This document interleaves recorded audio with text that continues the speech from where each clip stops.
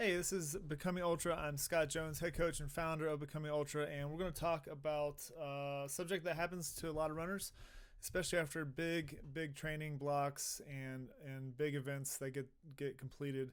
And it is the post race blues. It's been talked about ad nauseum for sure, but I think it's just great to have reminders so that people know that they're not the only ones going through this kind of stuff. It happens to a lot of runners, to a lot of endurance athletes, team sport athletes. When you have big goals and the season's over or championship game's over, there's just a huge drop off in energy a lot of times, and it's gonna be pretty matter of fact. We're just gonna go through it a little bit, and yeah, post race blues. Knowing how common it is really important. So if you start to experience just some down feelings and some low energy and things that kind of look like a depressive state, that's kind of how you know where you're at. We're not talking about this in a clinical situation. If you have bigger issues, of course, I would reach out to somebody who's a professional in that world. But this is just how some of these feelings and energy affects you after some of these big efforts. So knowing that it's common and how common it is and that it might happen to you is really important. So off of that, number two would be to have a plan for it. So we're going to talk about that plan here in a second. But knowing that it could happen, having a plan for it, how to execute, I think it's a good idea for people to have post-race plans anyway. You've been having, sometimes 4 to 8 months of training, ramping up, and then everything kind of changes after these events. There's got to be recovery for your body. There's got to be recovery for your mind and your mental state. And it's really important to kind of address that before you get to it. Otherwise, it's just a lot harder to deal with. And then number three, if it doesn't come, that's awesome. Like you're not just sitting around waiting to feel down or to feel a little bit sad or low energy. So don't wait for it, but having a plan for it in case it does happen is really important. So I got 5 or 6 little points on the plan that you can make for yourself. And this is a great time. During the taper is a really good time for endurance athletes, especially. You got a little bit of extra time as far as your volume is down.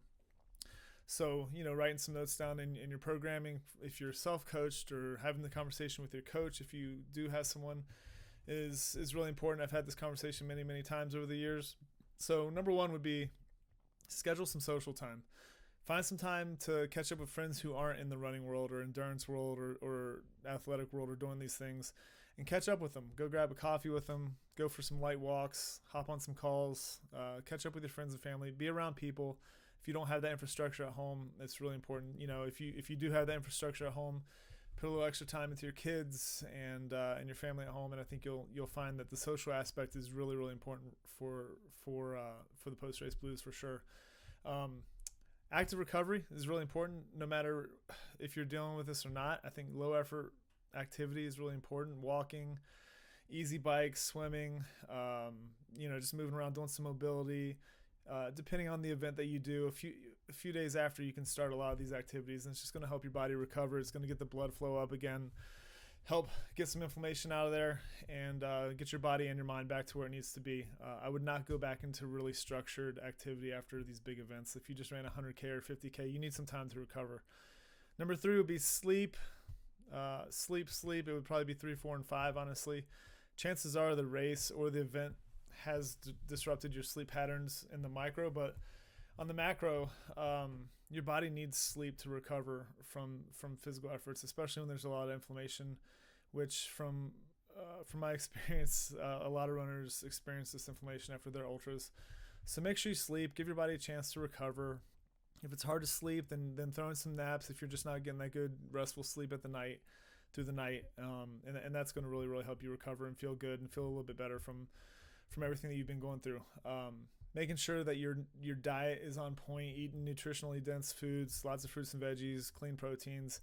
Seems like common sense, but a lot of people scale back their intake when their volume isn't where it was before, and it's really not smart, and it's really not going to be good for you in the long run. We need to recover fully from a lot of these efforts.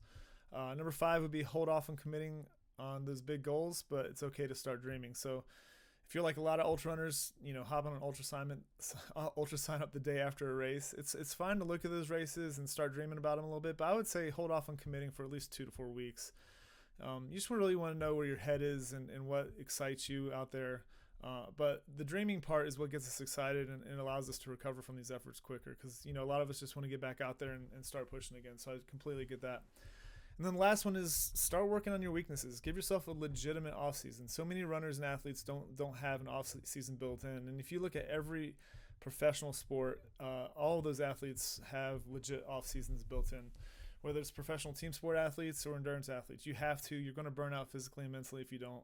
And you need to work on things that you've kind of lost in the training, whether it's strength and putting some muscle back on.